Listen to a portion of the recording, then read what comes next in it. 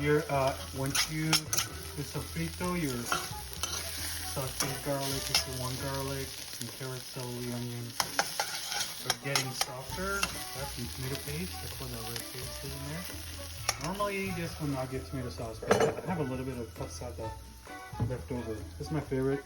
If you can find it,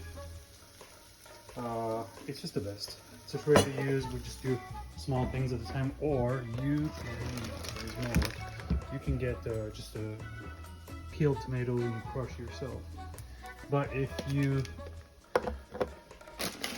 like the convenience, this is like $5 at Bay Cities, but it's probably like, you know, say at Sprouts or Whole Foods, wherever you can find it.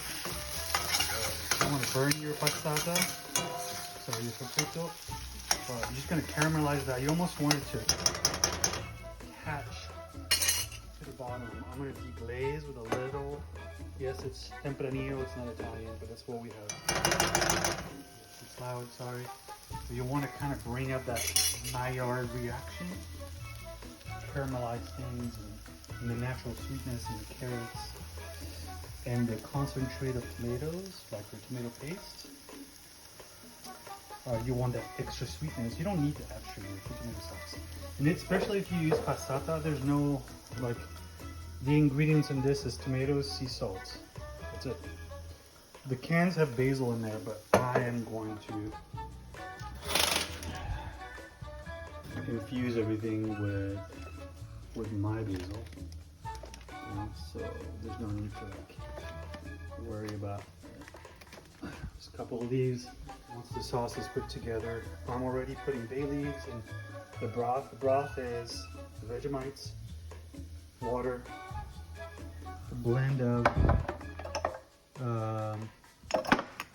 what's it called? 4 spices. Sorry, 5 spices. It's basically fennel, organic cloves, organic star anise, organic white pepper, and then some cinnamon. I normally don't use things with cinnamon, but it's very mild.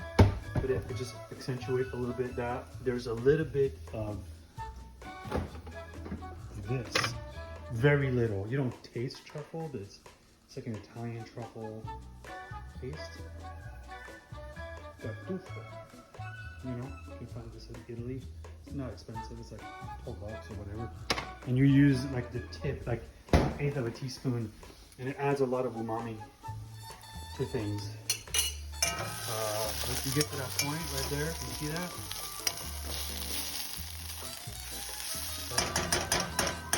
That's to take it. I'm just gonna deglaze. That's it.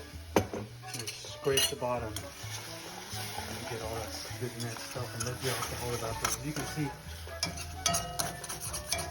it all comes out. So I'm gonna let that reduce and evaporate, and then I'll add the Impossible browns. You can use lentils. I do that very often. My wife and my daughter love this. I don't know, it's okay.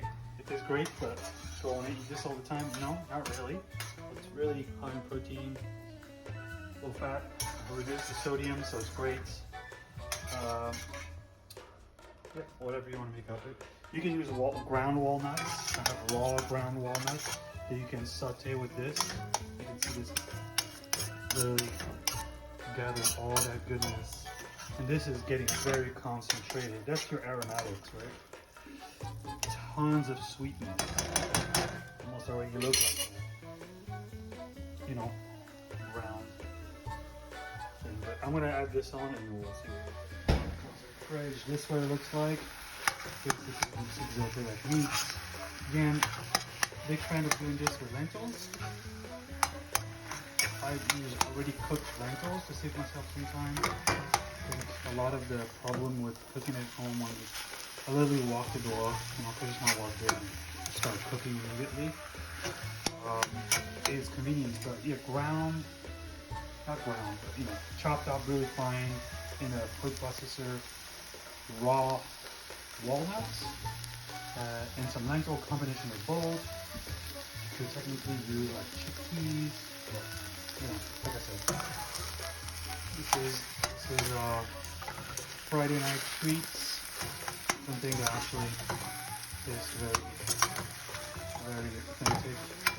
I think a lot of the flavoring is from the work that you saw me do before. So, like I said, it doesn't matter if you put lentils or anything else; it just tastes amazing. And once that's reduced, we're gonna add this. And if we need to adjust to correct that with some tomato, we'll add a little bit of tomato.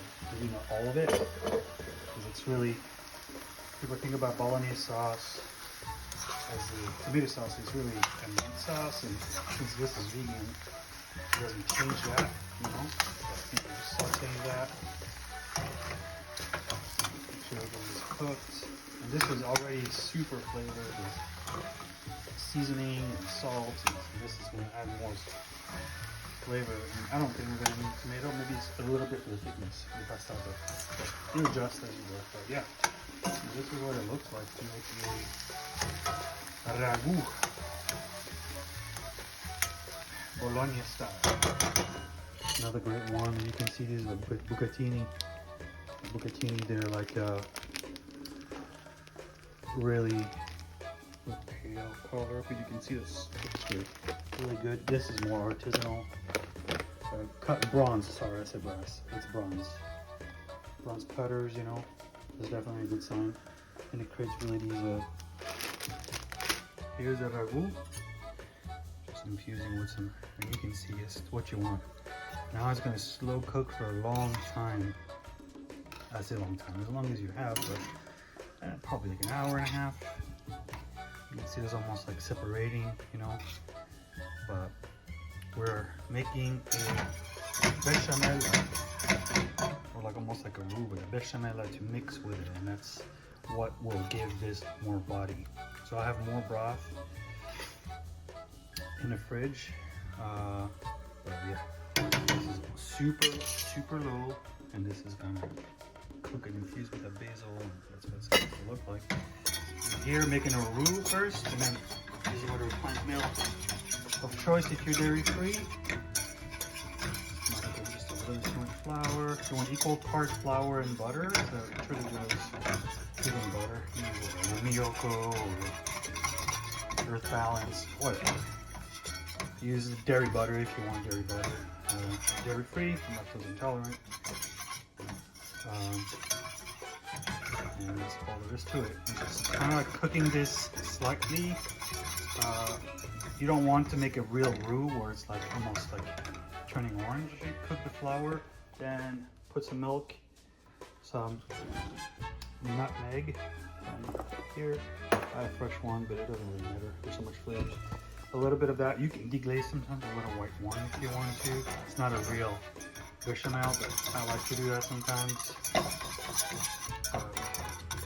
Very low heat. This is really traditional, but sometimes I like to put the spices. And again, I say spices. It's like that much. At this point, so you get kind of toasted and releasing some of those aromatic. White pepper would be great in this. Black pepper if you don't have it. You know, slightly difference of flavor. Once your bechamel is ready, you can kind of integrate it and let that thicken up your ragu sauce. That's kind of what it is. The milk. Add a little bit of nutritional yeast. If you don't know what nutritional yeast is, it's a Trader Joe's brand. It's just basically dormant yeast extract from brewing. It doesn't ferment anything. It cannot ferment anything. It's dormant. It won't ferment any sugars or starches. But it makes things taste cheesy. That's what you find in your movie theater popcorn very often. Cheaper than cheese and very cheesy. So anyway, whisking this until very well dissolved.